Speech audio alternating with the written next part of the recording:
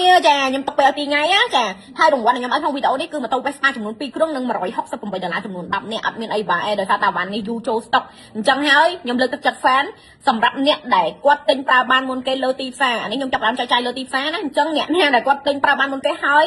កាន់ selfie comment នៅក្នុងវីដេអូនេះយ៉ាបងប្អូនគឺនឹងទទួលបានរង្វាន់ភ្លាមហ្មងអាហ្នឹងខ្ញុំបញ្ជាក់ចាឲ្យតន់គេចាហើយមកប្រអប់នេះអ្នកនរគ្នាចាបើសួរថាតម្លៃប៉ុន្មានគឺថែមជ្រះគ្រីស្តាល់ផងអីផងតម្លៃតែ10000ជាងទេបងប្អូនដឹងហើយចាអញ្ចឹងហើយកាដូនេះគឺម្ចាស់ brand នេះជាអ្នកឲ្យចាមិនមែនម្ចាស់ brand extend ជាអ្នកឲ្យទេព្រោះគ្នាចាតម្លៃឲ្យបានគឺតាក់ផ្សេងខ្លាំងណាស់ហើយមួយទៀតគ្នាចាប់ផ្ដើមតែមួយមុខអញ្ចឹងហើយគ្នាអត់មានលទ្ធភាពអញ្ចឹងទៅឲ្យបងអ្នក support ចាបើម្ចាស់ brand នេះចាអាវ៉ាន់10 20មុខអញ្ចឹងអាចមានលទ្ធភាពចែក fan ហ្នឹងហើយអញ្ចឹងអូខេអ្នកនរគ្នាអរគុណច្រើនសម្រាប់វីដេអូនេះចាកុំភ្លេចលេងហ្គេមនេះទាំងអស់គ្នាណាអញ្ចឹងអ្នកដែលរងចាំហើយជា fan ពិតប្រាកដដែលរងចាំឋានដុតថ្មីរបស់ Aston នេះគឺអត់ខកបំណងទេខ្ញុំហ៊ាននិយាយចឹងចាគឺខ្ញុំ